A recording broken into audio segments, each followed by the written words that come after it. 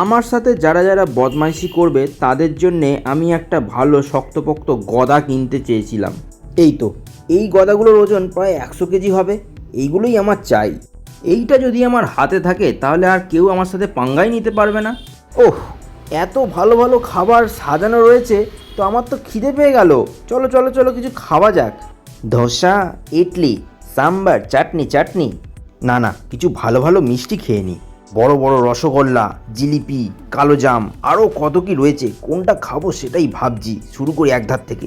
উফ, আমি তো ঘেমে গেলাম। দাঁড়াও দাঁড়াও, একটু হাওয়া খেয়ে নিই। দারুণ হাওয়া দিচ্ছে কিন্তু এখান থেকে। শরীর মন সব ঠান্ডা হয়ে গেল আমার। চলো আবার কাজে লেগে পড়ি। এই যে, এই সিঁড়িটাই তো খুঁজছিলাম আমি। এটাই হচ্ছে সেই বিখ্যাত সফলতার সিঁড়ি। কিন্তু এই সিঁড়িটা কিন্তু খুবই কস্টলি, ওই জন্যে ম্যাক্সিমাম লোকই এটা কিনছে না। দেখি তো কি কি বই রয়েছে। ও বাবা, এ তো সব ভালো ভালো বই, কিন্তু এগুলো তো সবই ইংলিশে লেখা। আর আমি তো ইংলিশ জানিই না, তা আমার দ্বারা এসব পড়া হবে না। যাই, চলে যাই।